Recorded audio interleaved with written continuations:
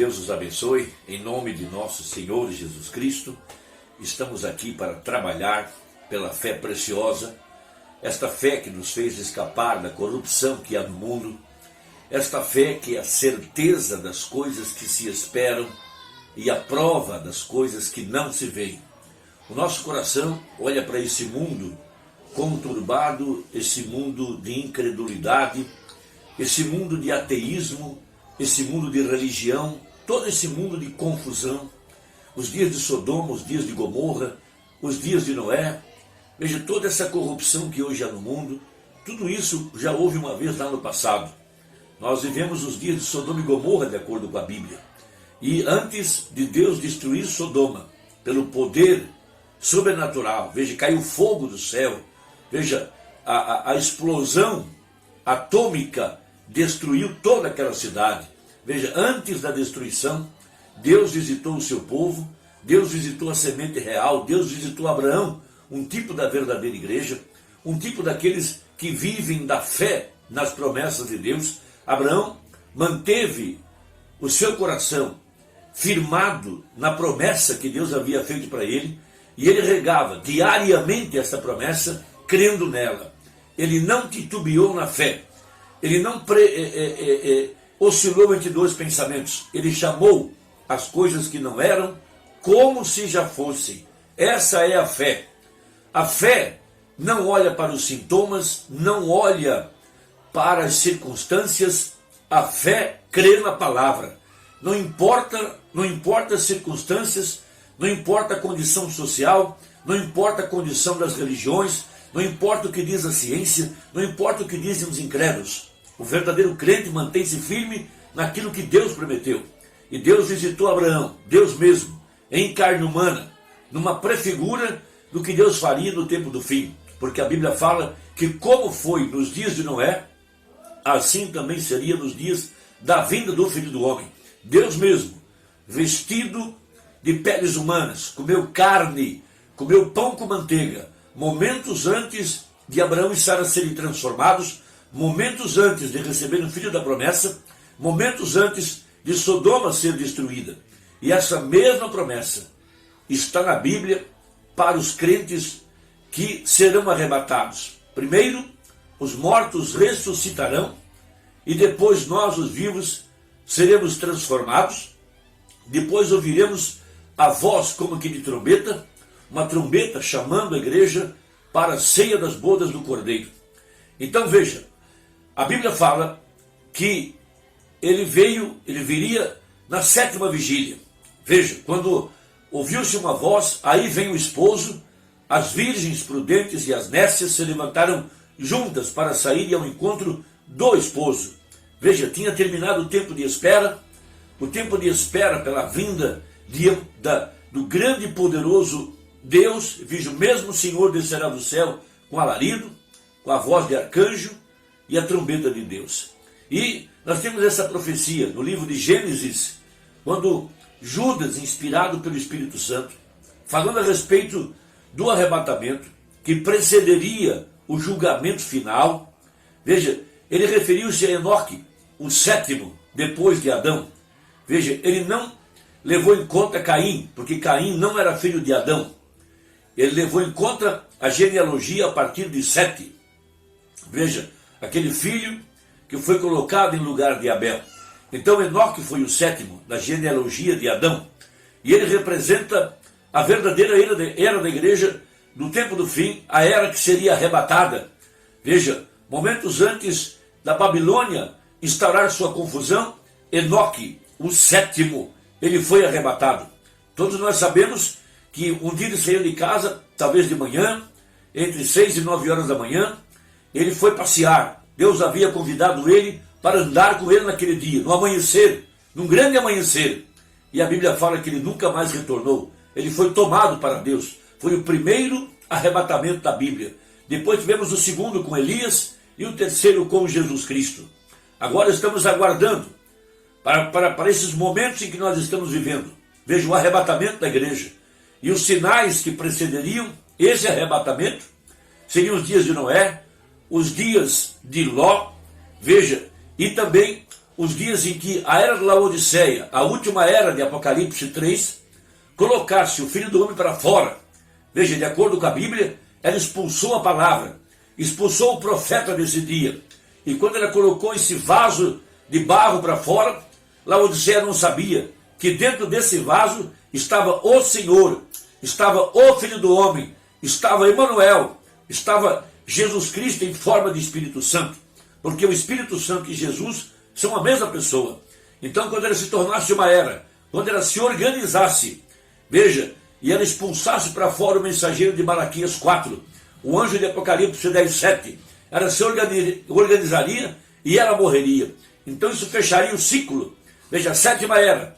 Veja, nesse tempo então, que o Filho do Homem surgiria em cena para reunir a igreja ao redor de uma mensagem, o alarido. Logo em seguida, a voz da ressurreição para trazer os mortos à sepultura. E em seguida, a voz de trombeta chamando a igreja para encontrar o Senhor dos ares.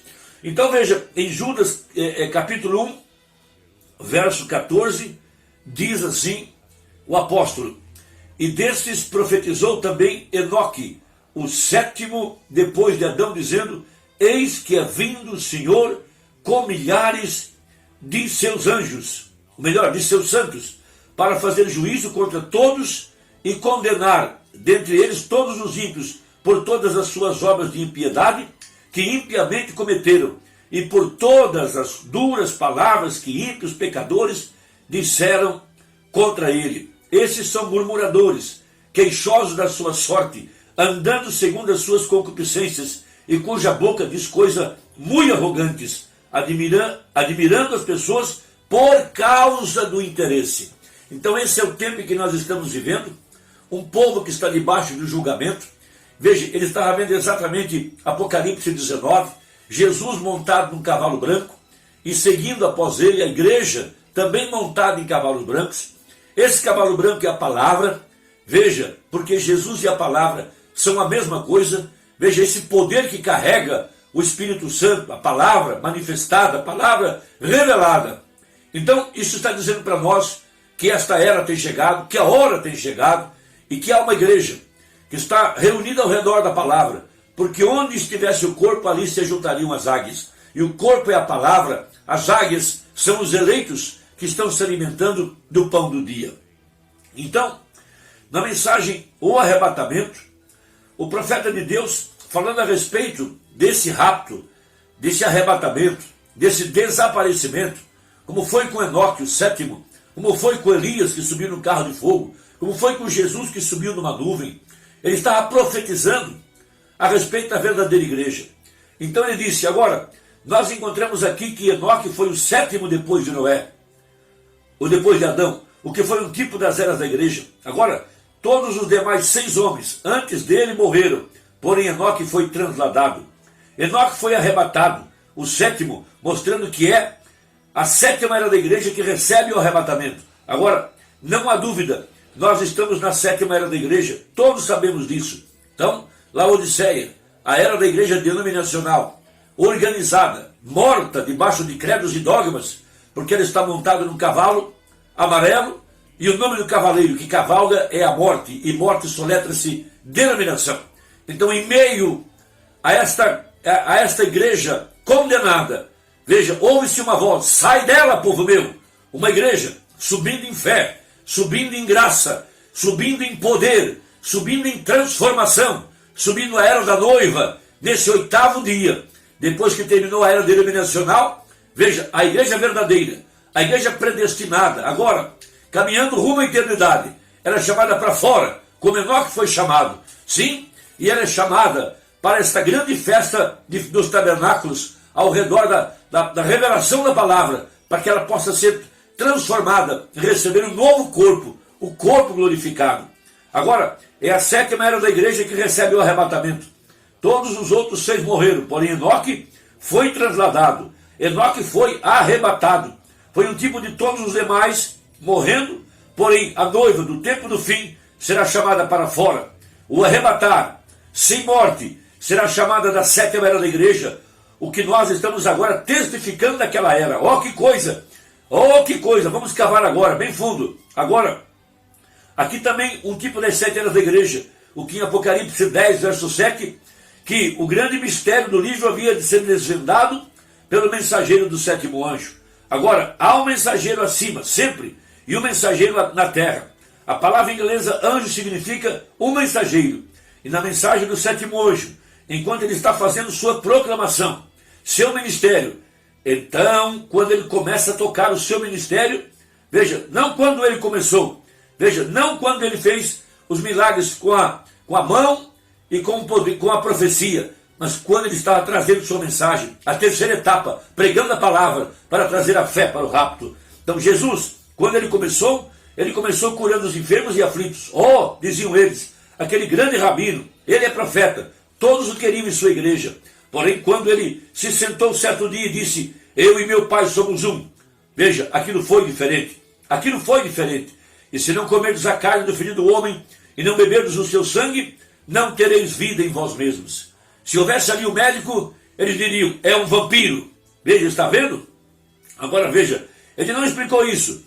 Eles já tinham visto a manifestação, a vindicação da palavra de Deus para a sua era, feita real e provada, para eles que ele era aquele mensageiro daquela era, e ele não tinha de explicar nada. Veja a mesma coisa nesses dias finais. A terceira etapa, veja, ela tem que ser revelada pelo Espírito Santo, para trazer a fé de arrebatamento, para que você possa ver a glória de Deus atrás dessa mensagem, ver a glória de Deus atrás da pele humana, porque a mensagem e o mensageiro são a mesma coisa. Irmão, que Deus possa abrir teus olhos. Vamos trabalhar juntos, vamos dar as mãos. Deus te abençoe. Vamos trabalhar até encontrar o último eleito. Deus te guarde e até a próxima, se Deus quiser, em nome de Jesus. Amém.